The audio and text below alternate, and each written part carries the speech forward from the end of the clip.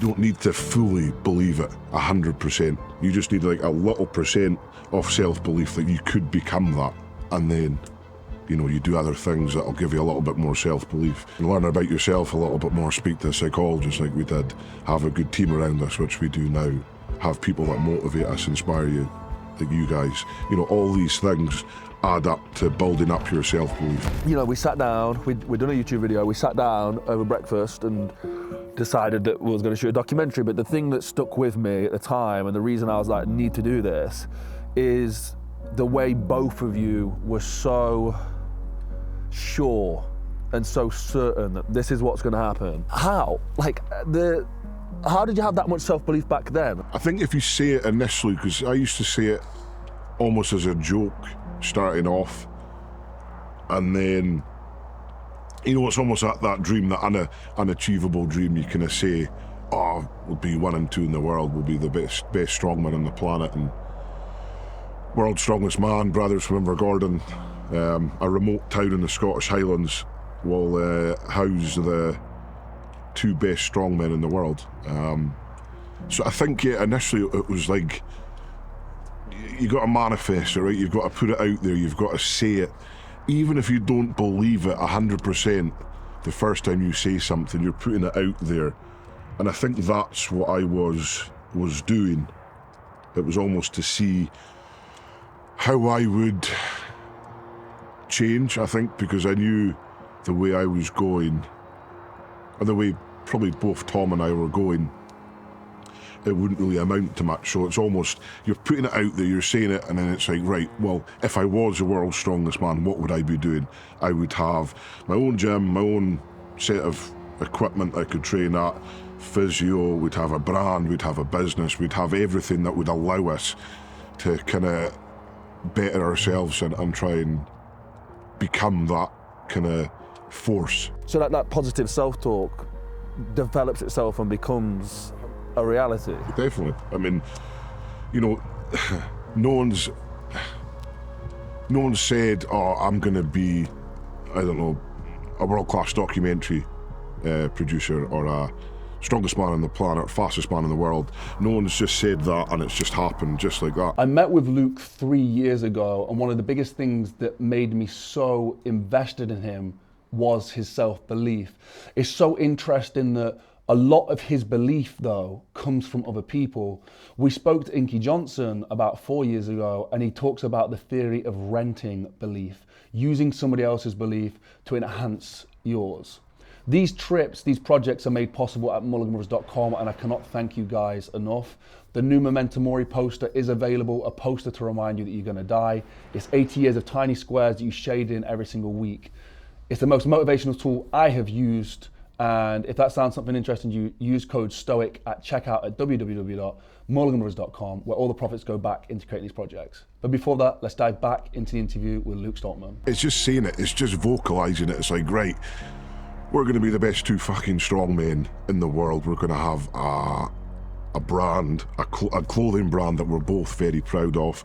We're going to have a brand, we're going to have a gym, we're going to have everything that we wanted, you know, or everything that we thought we could do that would help us become the best strength athletes in the world. And, you know, over time, it's happened. It's not happened like, you know, straight away. It's been, you know, I think it's happened quite quickly, but, you know, it's taken a lot of work, and all this, you know, since I was 16, I guess that's what's allowed me to see, you know, I've gone through, I guess, different evolutions of fitness, of strength, of like social media. It wasn't maybe apparent when I was there, and then it kind of came on, and now you can understand the importance of everything. And I think it's, yeah, just setting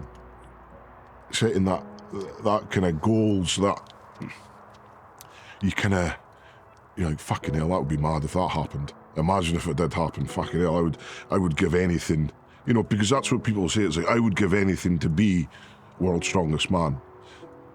It's like, well, do that.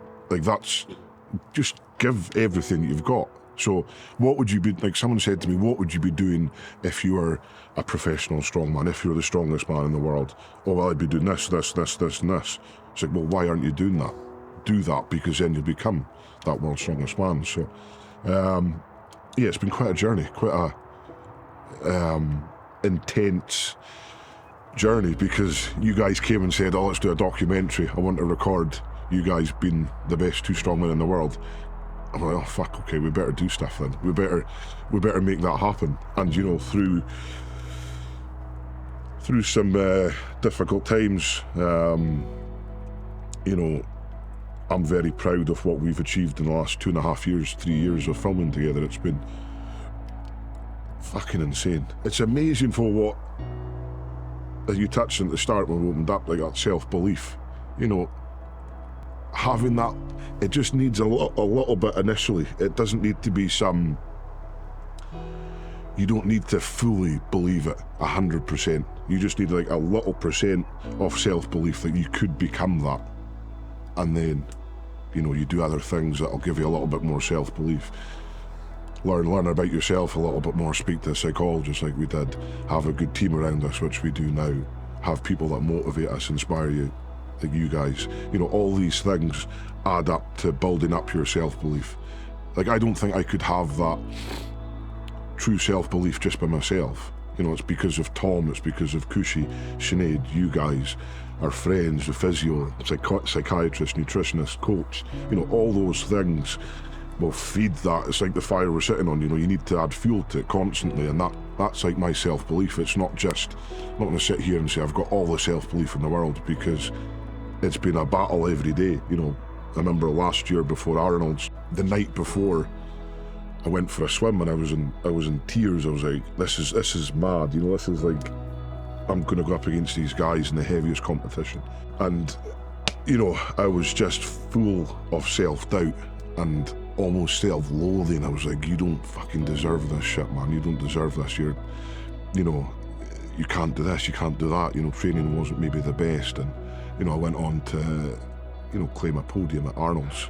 And you know, that type of stuff, it's probably always going to haunt me, that kind of, the self-doubt. You know, it's difficult sometimes, because what we're trying to do, you know, you're trying to be the best at something out of everyone in the world, and like that, the enormity of that fact isn't ever lost in me. So I want to be the strongest man in the world. That's fucking insane. You know, it's such a massive task, and sometimes for me, you know, if you get caught up in it, you get caught up in that kind of, the awe factor of it. So that's why it's nice to have that team around you that kind of reassure you, kind of give you that cuddle, give you that kind of ability to be grounded and just come back down and realise that, yeah, it's a cool thing to do, but it's well within your grasp. And that's where the self-belief comes from for me, I think. Thank you so much to Luke for doing this video with us. And the thing about self-belief is that a lot of people think that it just exists. That one day you wake up and you have self-belief, but self-belief is built of a few different things. It's built of undeniable evidence that you are capable of what you say you're going to do, that you're achieving the things that you say you're going to achieve, that you have the knowledge and wisdom that you should have. And then it's also built on other people's belief, the renting people's belief. You know, if you're a mother, a father, a brother, you really have the opportunity, and you have a very precious gift of respect from other people. And like, I know as a child that when I was trying to do something, that if my mom or my coach had given me that, you know, that you're going to be good, you're going to be great, you're going to be able to do this, that would light me up for years. And then my self-belief came into it. Then I realized, actually, I am capable of doing this. My coach said to me, he gave me a picture one time, we just won the league, and he gave me this picture. On the back of it, it said, "The world is your oyster." And he didn't write a message to anybody else. And that one little message is one of the reasons that I'm here. Like, I from that point on, like, I took it so literally. Like, honestly, I took that so literally that I can achieve anything. And from that point on, I believed I could. And I still do believe I can, whatever I want to achieve, I can. I've chosen to be a filmmaker. I've chosen to be one of the biggest documentary producers to ever live. That's what I want to do. And the world's my oyster. And the thing is if you're watching this, I hope somebody hears this from me right now, but the world is genuinely your oyster. You are capable of doing whatever you set your mind to. So many people limit themselves by external information, by facts that aren't actually relevant, and limiting self-beliefs. Guys, there is not much that can stop you. And I hear the old adage of like, well, not everybody can play in the NBA. I'm 5'8". How the hell am I supposed to go in the NBA? I understand that statement. And I just want to say one person's name, Muggsy Bogues. He's 5'4". He was 5'4", and he was one of the best defensive players in the NBA at the time. I think had such a huge impact for people all around the world to prove that you can do it. Tom Stoltman has autism. He's 2 times world's strongest man, soon to be 3 probably. Like these limiting these things that are imposed on us that you don't need to listen to. But also, you know, you are capable of it. That's just the fact. You are capable of it. If somebody else can do it, why can't you? Really think about that. If somebody else can do it, why can't you?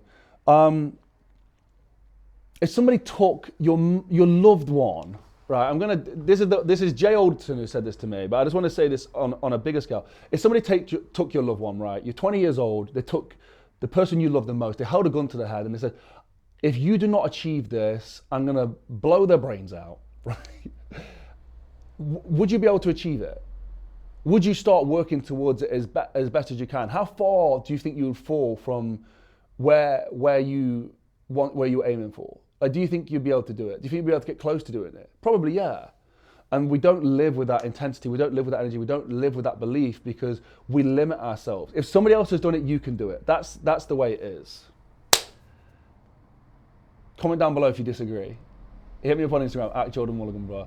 Guys, today's video was made possible at Mulliganbrothers.com, where you can now get the Memento Mori poster. That's what makes this possible, where we put all the money back from the website back into creating this content at www.mulliganbrothers.com. Use code STOIC at checkout for 10% off.